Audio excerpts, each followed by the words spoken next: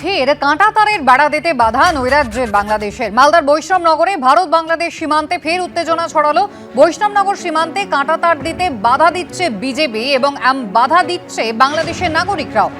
বৈষ্ণবনগরের সুখদেবপুর এলাকায় বাসিন্দারাও ঘটনাস্থলে পৌঁছন। শেষ পর্যন্ত বিএসএফ পরিস্থিতি সামাল দিলেও কাঁটাতার দেওয়ার কাজ কিন্তু আপাতত বন্ধ রয়েছে।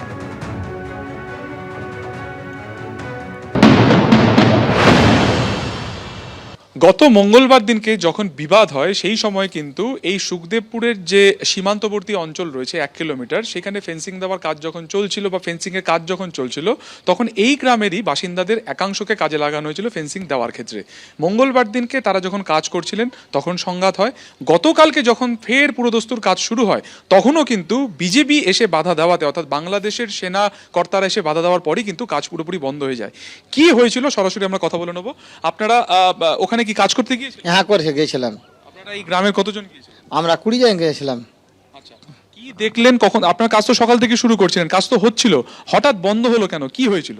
বাংলাদেশের বিডিআর এসে বলছে কি এখন কাজ বন্ধ থাকবে, তারপর নাহলে আমরা গুলি করতে বাধ্য হব। কে বলছে সে? এটা বলছে ইন্ডিয়া লোককে বলছে, ধমক দিচ্ছে এটা। গতকালকে এসে গুলি মারবো এই হুমকি দিয়েছিল বিজিবির তরফে? হ্যাঁ হ্যাঁ, হুমকে দিয়েছিল। তখন তো বিএসএফ এর তো নিরাপত্তা ছিল, ওরা কিছু বলেনি? না, ওরা কিছু বলেনি তখন। তখন আপনারা কাজ কখন থেকে বন্ধ করলেন? মোটামুটি প্রায় 11টা। হ্যাঁ, 11টার পর। 11টার পরে বন্ধ হয়েছিল। সাহেব এসে আবার মিটিং হয়েছিল। মিটিংয়ে বাংলাদেশের বিডিআর অনেক এসেছিল, মোটামুটি 2.5 থেকে 300টা।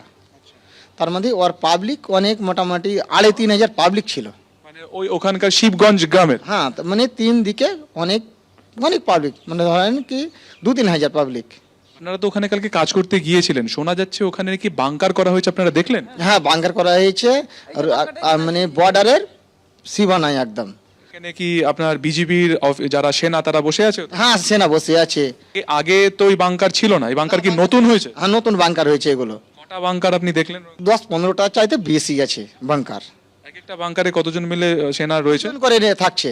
হাতে রাইফেল? হ্যাঁ, রাইফেল একবারে বন্দুক চালু করে থাকছে একদম। মানে তাক তাক করে? হ্যাঁ, রেডি আছে একদম। আধা ঘন্টা পর আমরা যখন কাজ বন্ধ করে দিল, যখন রাইফেল টাইফেল দেখাই, তারপরে আমরা ওখান থেকে নিচে নেমে গেছি। মানে আপনাদের দিকে তাক করেছিল, বলছিল কি বলছিল? এই হট না তো গুলি করে দেবো। তারপরে আপনারা কি ফিরে আসেন? আমরা নিচে নেমে গেছি। ভয় তো সবারই আছে। সামনে যে সর্ষের ক্ষেত যেটা দেখা যাচ্ছে, সেই সর্ষে ক্ষেতের কাছেই কিন্তু সেখানেই কিন্তু দেখা যাচ্ছে যে ওরা অন্তত পক্ষে দেখেছেন, যারা কাজ করতে গেছেন, যে নতুন 10 থেকে 15টি বাংকার করা হয়েছে একদম সর্ষে ক্ষেতের মাঝখানে বা আশপাশে, যেখানে 2 জন করে সেনা সেখানে রয়েছেন, বন্দুক তাক করা কিন্তু রয়েছে একদমই যারা কাজ করছেন তাদের দিকে। ফলত এইরকম একটি সংঘাতের পরিস্থিতিতে, যেটা আজকে সকাল বা বৃহস্পতিবার সকাল থেকে দেখা যায় যে কোনো রকম কাজ সেখানে হচ্ছে না। অন্যদিকে পেট্রাপোল সীমান্তে সেখানে কিন্তু মিটিং করছেন 2 সেনা কর্তারা, এবং সেখান থেকে দেখা যে সেই সংঘাত পেরিয়ে নতুন করে এই ফেন্সিং তৈরির কাজ হয় কিনা, নাকি এই সংঘাতের যে পরিস্থিতি তা বজায় থাকে। ক্যামেরায় স্বপন মজুমদারের সঙ্গে সুকান্ত মুখোপাধ্যায়, এবিপি আনন্দ।